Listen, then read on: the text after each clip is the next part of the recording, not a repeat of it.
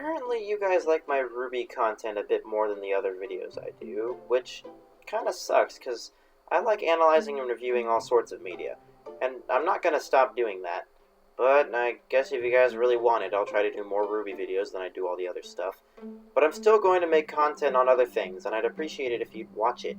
I'm trying to prove that I can critically analyze storytelling, and when the only thing I have to analyze is RWBY, it's kind of limiting. But this video isn't even about critically analyzing RWBY's story, it's about its characters. They're definitely the most appealing thing about the show other than its music and action, and that's probably why there's such an absurdly high quantity of them. They have the possibility to be so much more diverse than characters in other shows. You've got the normal things like name, personality, character design, voice actor, and backstory, but with RWBY you've also got the weapon name, the color, the fairy tale they're based off of, whether or not they're a faunus, their emblem or symbol, their semblance, and now, this late into the show, whether or not they're capable of some of that ever-so-rare magic. With all of that to worry about, I'm surprised Miles and Carrie haven't thrown themselves on the roof of the animation department. I've always been in love with characters whose personalities I can enjoy and who have powerful character stories, but the characters that I've always been the most interested in are almost always the ones we know very little about. As I highlighted above, there's a lot to learn about the characters in the show, but once you learn what there is to learn, they become just characters, which is super important for relating to them, but specifically with some of the adults in this show, what we don't know is sometimes way more interesting than what we do. Some characters with particularly veiled pasts immediately exert the feeling that they are leagues more powerful than we can even wrap our heads around, turning the show into a fun game of, are we going to see them fight? Are we going to see them fight? Out of all these mysterious characters, some of my favorites have got to be the members of Team Stark. They're exceedingly interesting in that they're representative of what young, promising teams like Team RWBY can turn into with time. At first, life was ballin', but now one of them is dead, one of them is basically evil, one is a depressed stay-at-home dad, and the last is an alcoholic. Jeez. If this show has one main message, it's that life hits hard sometimes, and these guys convey it pretty forcefully. However, according to Qrow, they were pretty well known and successful back in the day, suggesting some level of skill. But this begs the question from the title of the video that we're finally getting to after an overly long introduction. Who is the strongest member of Team Stark? Or rather, who was, I guess makes more sense. Let's start with the easy one, Tai Yang. All we've really seen from Tai Yang is him being a good dad rather than a good huntsman.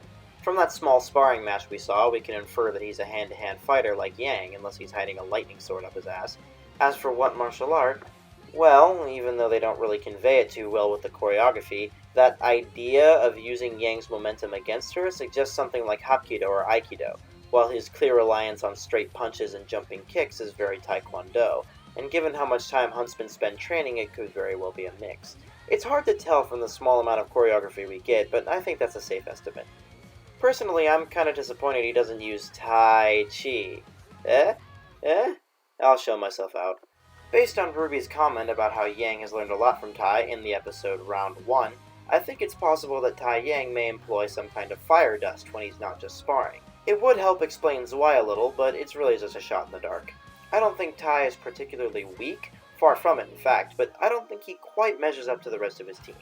There's always the wild card of his semblance, but he doesn't really seem to be the kind of character to have a ridiculously game-breaking semblance, especially when you consider his team already has Qrow's Radial Misfortune and Raven's Portals. We're not even really sure what Raven's Portals do, and we're also completely unaware as to a shit ton of other things about her. Oh man, she's gonna be a bitch to dissect. So, she has a long-bladed Nodachi-style weapon, and based on the color, the blade seems to be of a similar make to that of Adam's Wilton Blush, which we also don't understand. We do know, however, that Adam's sword seems to be capable of absorbing a lot of damage and dishing it back out, so it's possible Raven is capable of a similar feat. She also has a sheath that seems to be filled with various kinds of dust, a la Myrtenaster. My guess about the sword is that the red metal is good at storing energy, be it dust-based or kinetic, allowing her to imbue her sword with dust by sheathing it and picking a color. This already gives her a lot more versatility than what we assume Tai has, not even mentioning the possibilities for using her portals in combat. We know she's tough from her mindset, being raised by bandits and having to experience survival of the fittest firsthand. Plus, there's also that scene where Neo pieces out the second she lays her eyes on Raven. I'm not sure if this was because she knew who Raven was, or if she was just like, okay, this bitch looks serious and I'm already tired from looking fabulous while kicking Yang's ass, so see you later, motherfucker. Adding all that together, I think it's a safe guess to assume Raven is pretty powerful, stronger than Tai, but not quite as strong as her brother. Obviously, Qrow's radial misfortune gives him one hell of an edge in combat. If you think luck boils down to just hoping something breaks and falls on your opponent, you're dead wrong. There are millions of little things in a fight that are left up to you and decided by fate rather than skill.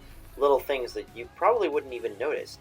To name a few, whether you happened to get enough sleep the night before the fight, or whether your pre-fight assessment of your opponent was accurate enough to make predictions on the fly. If all or most of those tiny little things are favoring Qrow, then he has an incredible advantage. We also know he's skilled because of how the other characters treat him, and because, well, we've seen him fight. Winter is a fully grown huntress, experienced enough to be named a specialist in the Elysian military, and with the might of glyphs at her back. And Tyrion is a member of Salem's court with a completely unique fighting style that has been hunting maidens solo, and Qrow kept up with both of them. He's experienced, his weapon is versatile, and his semblance is game-breaking. He's got one hell of a resume, and unless Raven is a lot more skilled than we're currently aware, I think Qrow's got her beat. But, ironically, I think that the single most powerful member of Team Stark is the one that is both dead and the most mysterious. Summer Rose. We know absolutely jack shit about this character, and I am hungry for details. Seriously, Rooster Teeth, give me another song or some backstory, please, I'm begging you. All that we know about Summer can be summed up in a single sentence. She's Ruby's mom, she was a member of Team Stark, she wore a white cape, and she had silver eyes. That last detail is the more critical of the 5 fucking details we know. For you see, young Ruby Rose also possesses this ability.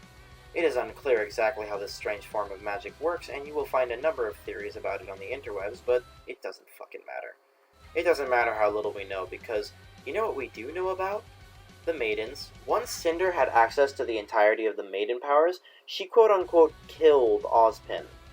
Ozpin, the headmaster of the entire school, a guy who everyone respects and looks up to, who appears to maybe even be using some kind of powerful magic of his own, and who possibly had a fucking relic with him? Yeah, Cinder beat him with the maiden powers. Ruby then proceeded to fucking annihilate her.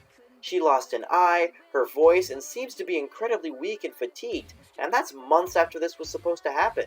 Not to mention, Ruby, in that same outburst of power, froze a giant Grim at the top of Beacon Tower completely solid. And she didn't even know she could use silver-eyed magic. That was her first experience with it. Assuming Summer Rose knew how to use and manipulate her silver-eyed magic, and had experience with it, and was building up her ability to use it over time, not to mention she probably had a weapon and semblance in addition to that, she's not just the strongest out of the Stark Quartet, she's probably one of the most powerful characters in the show. She could probably beat all 3 of her teammates at once. Easily. No fucking contest. Summer blows everyone else out of the water. I can say with absolute confidence that Summer Rose was the strongest member of Team Stark. Whew! That was fun. I should do more analysis and theory videos like this one. I really enjoyed it. Thanks for watching. If you want to see my review of RWBY Volume 4, my previous video on the emotional implications of Qrow's semblance, or would like to watch one of my videos that isn't RWBY, just to be unique, you can find it all right here on my channel. Later!